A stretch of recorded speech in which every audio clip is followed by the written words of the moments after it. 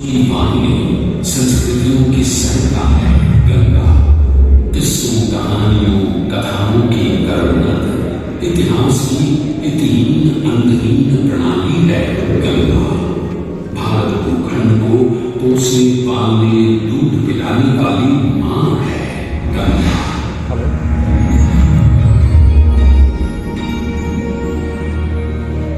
इस जीवनदायिनी माँ का गंगा मैया का जन्म कब कहाँ कैसे हुआ जानते हैं?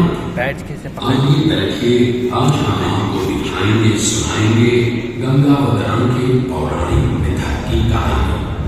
कहानी तब की है जब सारा संसार 3 लोकों में बटा और बसा हुआ था, स्वर्गलोक, भूलोक और पाताल लोक। उसी सहयोग में इक्ष्वाकु कुल के सूर्यवंशी राजा सगर ने सारे संसार को जीतने के लिए एक अश्वमेध यज्ञ का संकल्प किया। सुने सुने सुने सब सुने, यह जिन्हें पूरी तरह से जहाँ ली जाएगा वो भूमि राजा सगर की मानी जाएगी।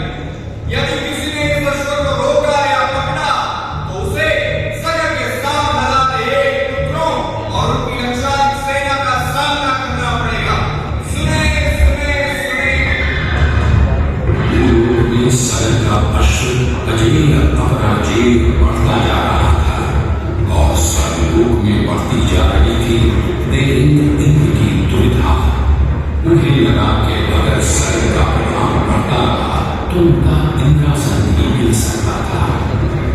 डर कर वो अश्व को रोकने की युक्ति लगाने लगे।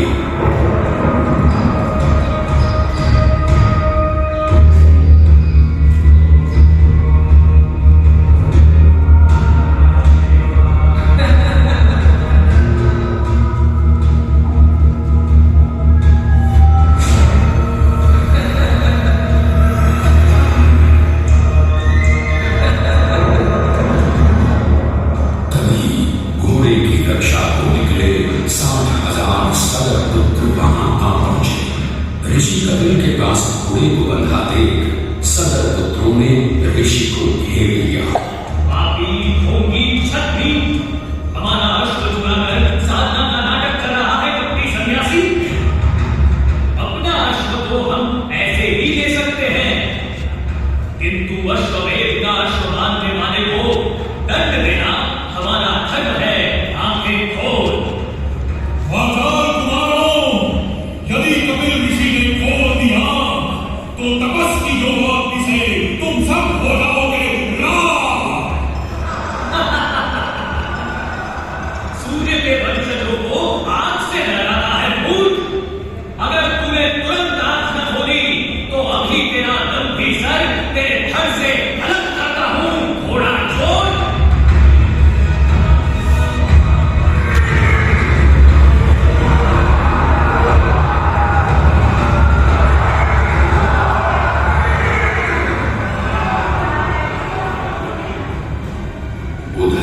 सगर चिंतित थे, न अश्व का कुछ पता था, न ही उनके 60,000 पुत्रों का कोई समाचार।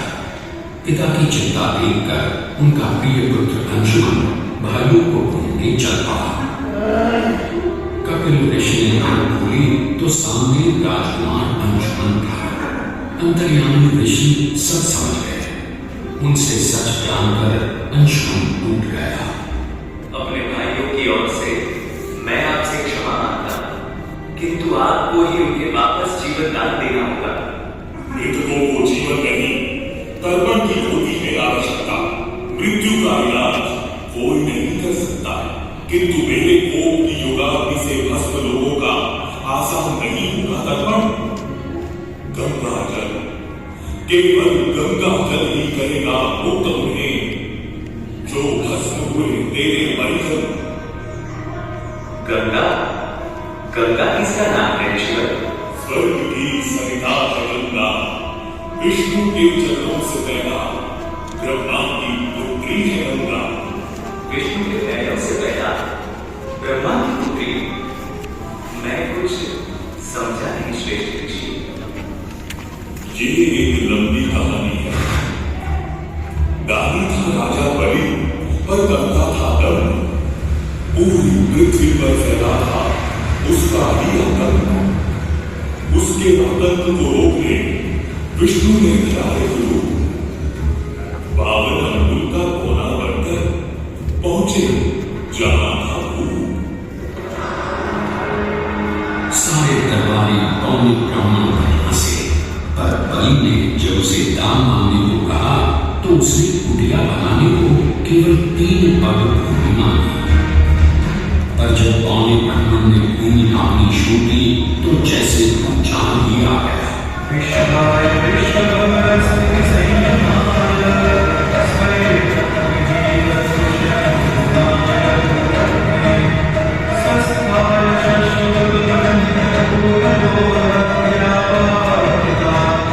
पौने ब्राह्मण ने पहले ही पग में सारी पृथ्वी नाप ली।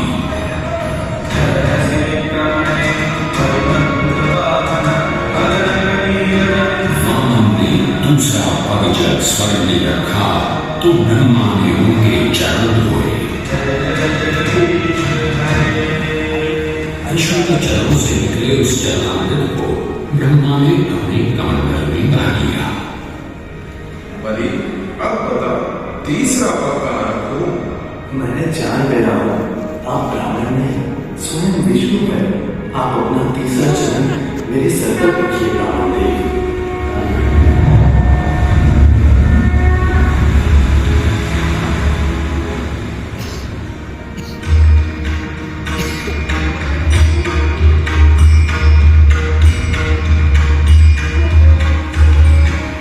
पवित्रा किंतु चंचला, आज से तू मेरी पुत्री और नाम तेरा गंगा।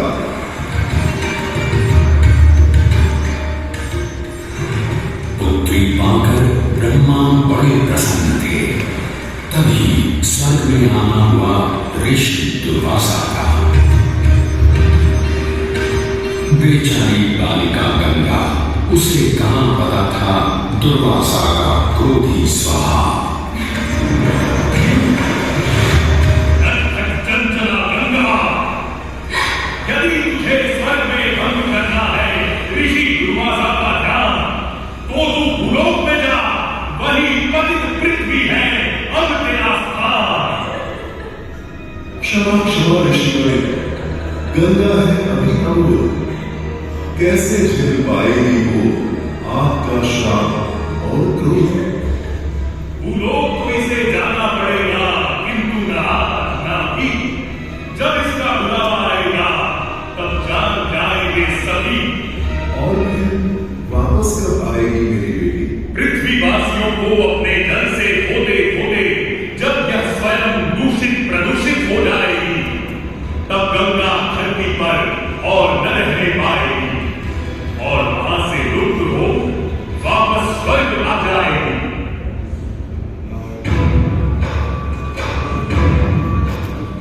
अंशुमन को अपने भाइयों के तर्पण के लिए गंगा को लाने का बहुत मन था, किंतु किसी को राजधर्म ही तो निभाना और राग भी चलाना था। देखते देखते 7 पीढ़ियां गुजर गई, पर 7 पुष्पों के बाद राजकुमार भगीरथ ने राजा बनने से साफ इनकार कर दिया। क्षमा कीजिए, क्या आवश्यक है कि राजा का पिता ही राज संभाले? मैं पहले तपस्या करके ब्रह्मा से गंगा को मांगकर पृथ्वी पर लाऊंगा और उसके पावन पवित्र जल से अपने 7,000 पूर्वजों का तर्पण करूंगा। भगीरथ दूर एक जंगल में समाधि लगाकर बैठ गए और ब्रह्मा का आह्वान करने लगे।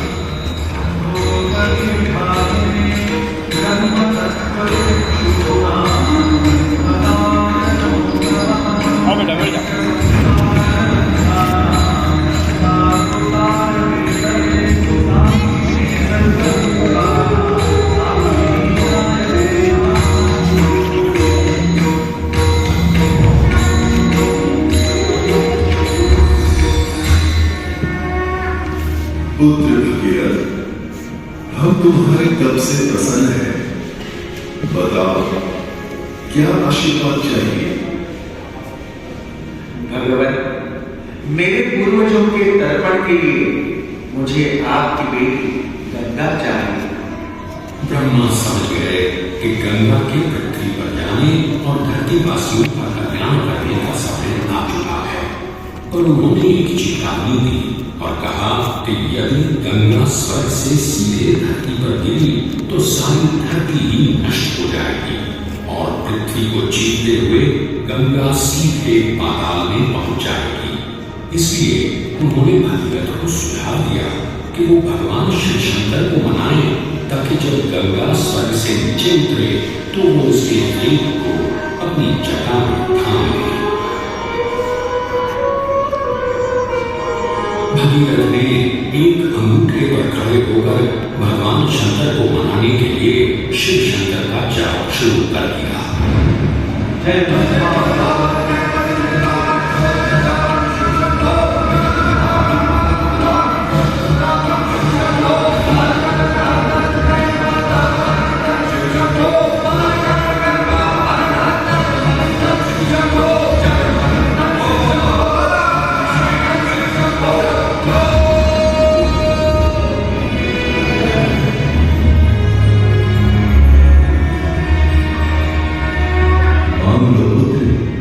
कोई भी वर मांग लो आज।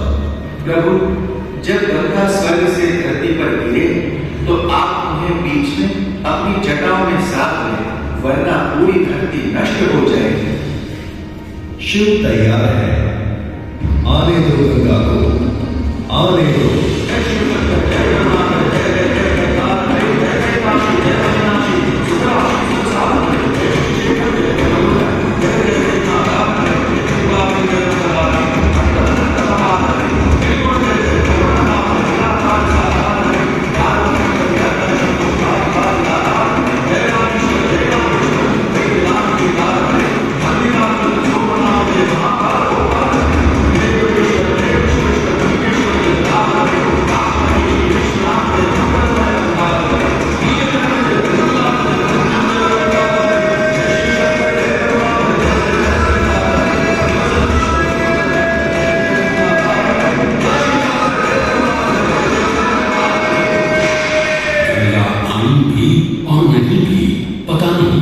हो गई हो।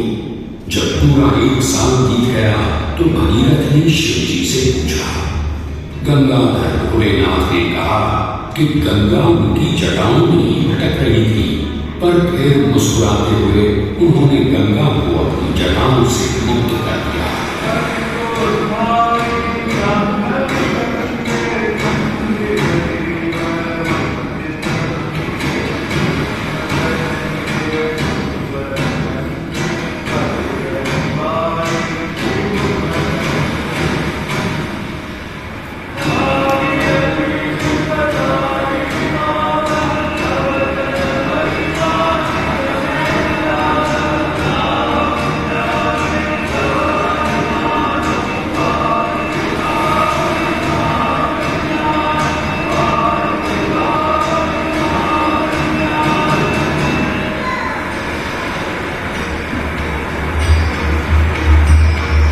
भगीरथ के साथ गंगा सागर जाकर सगर के युद्धों का उद्धार किया।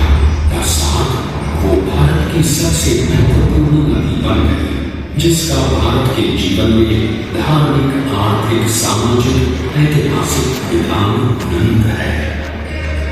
गंगा के 2.5 किलोमीटर के सफर के बीचों बीच बसा है बनारस। यहाँ आकर गंगा की दिशा भूलकर उत्तर वाहिनी हो जाती है, और अक्सर पाठ बदलने वाली गंगा ने आज तक कभी बनारस का दामन नहीं छोड़ा है। यहाँ गंगा पर युगों से बनते संवरते बदलते घाटों की छटा बनारस को एक अलग ही रंगत देती है। लगे गंगा कायम सदियों से ये पूर्वकार, हर अभिगतमंद का ये शहर है दारोमदार। अनगिनत है रस यहाँ के, कैसे कीजिएगा शुमार। आइए एक बार काशी, गंगा की ये है पुकार।